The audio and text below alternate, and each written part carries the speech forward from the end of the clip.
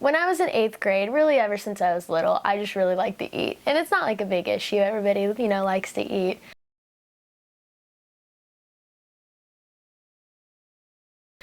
My 8th grade year, though, I used to get double ups in lunch all the time. And I can remember this, like, really specifically. I had a boyfriend, first boyfriend, so, I thought I was head over heels in love with him. But it doesn't mean he was the nicest guy. And I'm sitting at the lunch table, I've got my double up on mozzarella sticks. And he kind of looks at me and pokes my stomach and says, "You really don't need those double ups, don't you think? Actually, you could afford to skip a couple meals."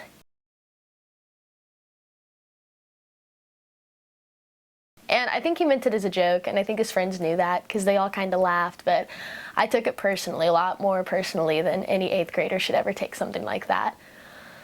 So, months go by, I start working out a lot, and it's a healthy workout. I'm just running, I'm playing Wii Fit, like the normal stuff. My mom kind of congratulates me, like, "Hey, you look really good, you really care about your health, that's awesome."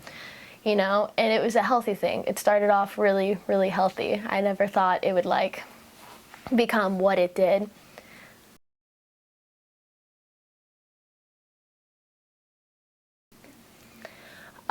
Flash forward to freshman year. So I still have this boyfriend, and he's still kind of a negative influence on my life, but I'm in high school now. I get over it. I love my friends. I love who I am. I love that I work out. I love that I'm in, like, sports and, like, really working on myself. It's awesome. And all of a sudden comes another friend of mine, another guy who was a lot nicer than the first one, and I started to have really, like, deep feelings for him. And he told me I would never be his ex, and therefore I could never be with him.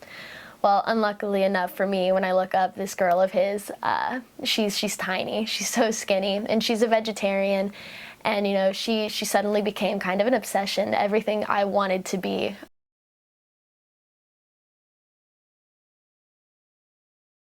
And I knew I would do anything to be her. So I started watching my weight a little bit more. I started eating salads, smaller, smaller things of fruit, and lunches, sometimes I'd skip them, read in the library, but it wasn't unhealthy, not just yet. I was still in a good place with my weight.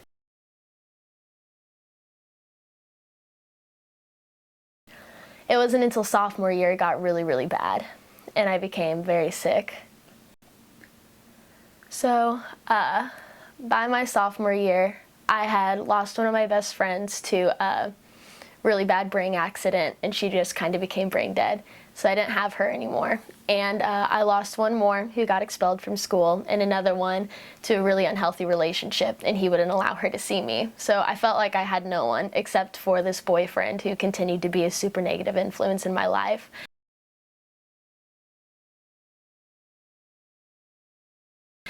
And suddenly I decided all I had was this really nice body, and I decided, if I'm going to be a vegetarian, I might as well just kind of cut out meals in general.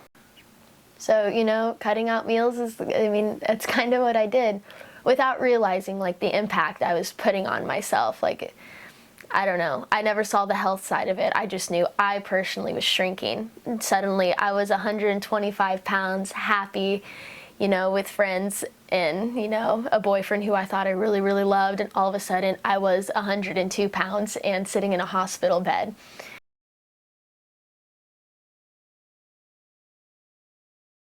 And that's really terrifying, and, like, just the way I got there was awful, because I can remember skipping breakfast and during lunch, skipping lunch and eating an apple and hide behind a couch in the library. God forbid somebody see me and realize I'm skipping all my lunch periods. I wanted them to think, oh, she's in, academic lab, she has a free period, whatever, anything but, skipping meals. And my mom, she noticed, she knew, but my mom's one of those people who she wasn't going to say anything. She wasn't going to say it out loud. She's in denial too, just as much as I was.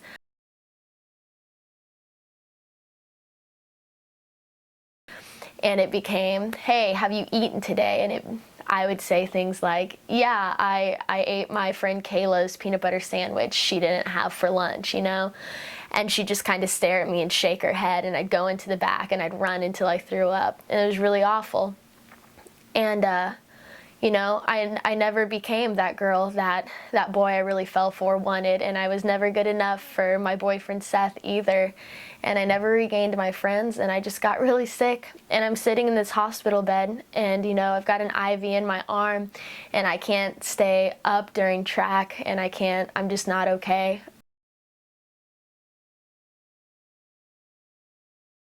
And you know, a doctor sits and asks me, "Do you have an eating problem?" And I say no.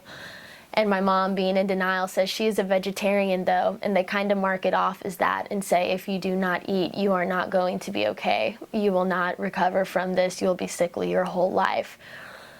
And I never wanted to say I had a problem, but I did. It really wasn't until junior year that I kind of hopped back onto myself and realized, you know, I wanted to be better. I wanted to be a better track runner, and I wanted to look better, and I wanted to feel healthy, and I didn't want to see spots every time I stood up, or like, I didn't want to feel exhausted when I got out of bed. I think the most tolling part of the entire experience of like what I went through and put myself through was the fact that I couldn't have a family dinner without having a mental breakdown in the bathroom.